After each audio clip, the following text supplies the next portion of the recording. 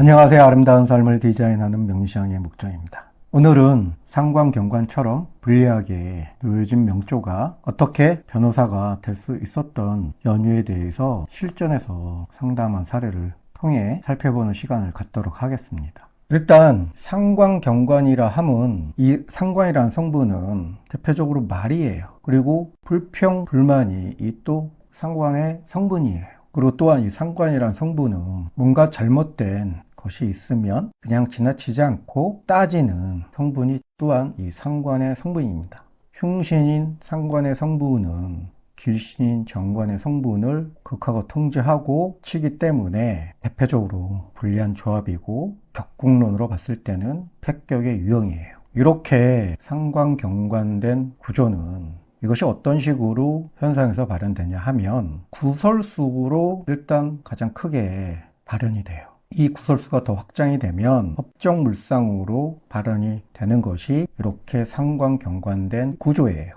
그래서 이렇게 네8자 원국에 상관경관된 명조나 아니면 운에서 상관경관하는 운을 맞이할 경우 끊임없이 구설수가 발생될 수 있는 구조이고 그로 인해서 법정물상으로 발현될 수 있는 구조이기 때문에 이렇게 상관경관된 명조는 삶을 살아가는 데 있어서 항상 시끄러울 수밖에 없어요. 즉 안정된 삶을 영위하기가 쉽지 않은 구조가 이렇게 상관경관된 구조예요.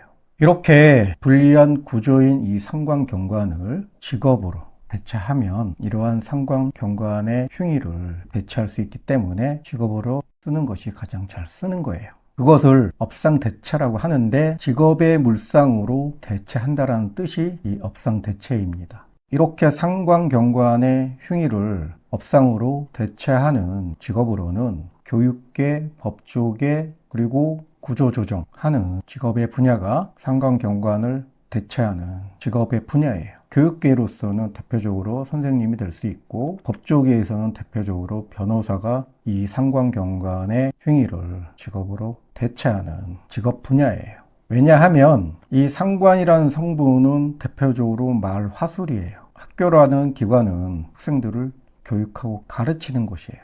이 상관이라는 것이 말로써 잘못된 것을 고치려 하는 것이기 때문에 그래서 교육의 물상으로 선생님이 될 수 있고요. 그리고 이 상관이라는 성분은 말화술도 되지만 또한 잘못된 것을 그냥 지나치지 않고 바로 잡는 따지는 성향이 상관의 성분이에요. 반면 이 정관이라는 것은 국가에서 정한 규율입니다. 법이에요. 아무리 국가에서 정한 법이라 할지라도 이 법이 100% 옳은 것은 아닙니다. 때로는 잘못된 법도 있어요. 하지만 이렇게 상관이라는 이 성분은 잘못된 것을 그냥 지나치지 않고 잘못된 것을 고치려고 하는 기질이 또 이 상관의 성분이기 때문에 그래서 법의 제도 개선을 하는 직종이나 그리고 변호사가 업상으로 상관경관을 대체할 수 있는 거예요.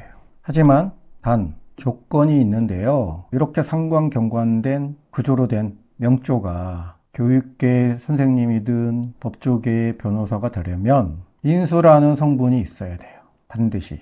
이 인수라는 성분은 대표적으로 국가에서 인정하는 자격증이나 면허증 그리고 지적재산권을 의미하는 것이 인수의 성분입니다. 그래서 이 명조처럼 상관경관된 명조가 선생님이 됐든 변호사가 되려면 1차적으로는 이 월지가 인수여야 됩니다.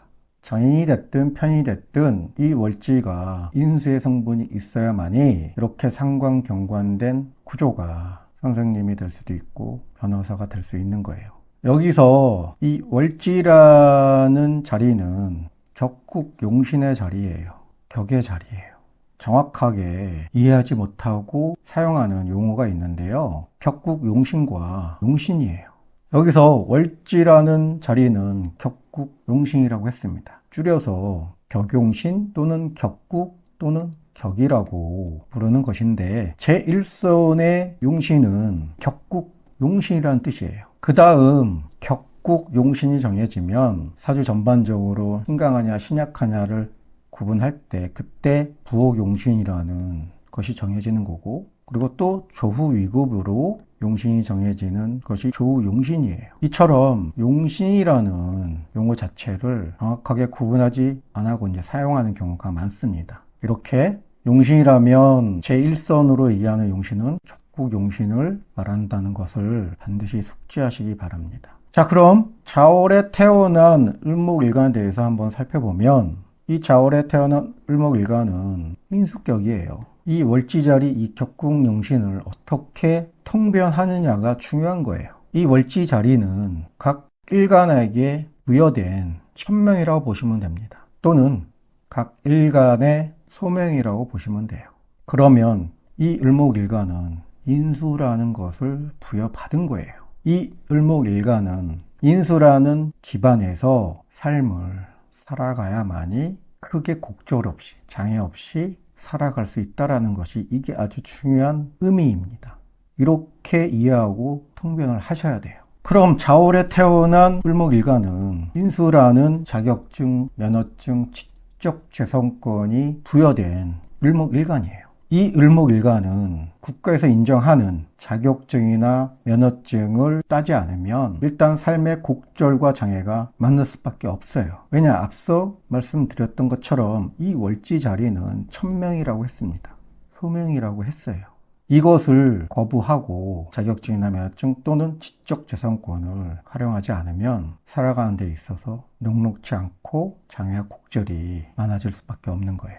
만약에 이 명조가 변호사가 아니라 그러면 늘 항상 구설수에 휘말릴 수도 있고요. 직장을 다녀도 직장을 오래 다니지 못하게 돼요. 왜냐, 나에게 부여된 이 자격과 면허증을 반드시 취득을 해서 살아가야 되는데 이것을 취득하지 않고 살아간다 그러면 자월에 태어난 이 을목은 자격이 없는 거예요. 인정을 못 받아요. 아무리 자기가 똑똑하고 많은 지식을 알고 있다 할지라도 세상 사람들한테 인정을 못 받게끔 되어 있습니다.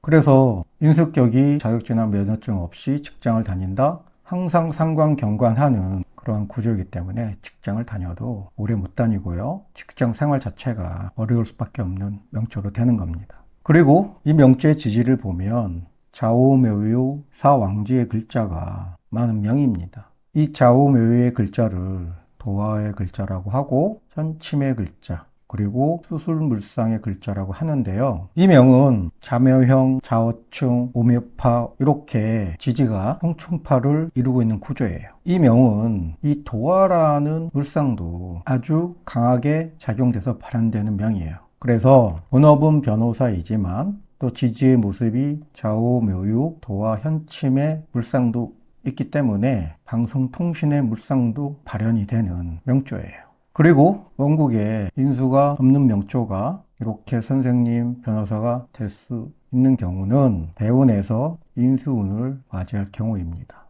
가끔 변호사가 됐든 선생님이 됐든 주변에서 보면 어떻게 저런 사람이 선생님이 됐고 어떻게 저런 사람이 변호사가 됐는지에 대해서 의구심을 갖는 경우가 종종 있어요. 그것은 왜냐하면 원국에 인수가 없는 경우, 대운에서 인수운이 왔을 때 이때 선생님이나 변호사의 자격 면허증을 딴 사람도 있을 거예요.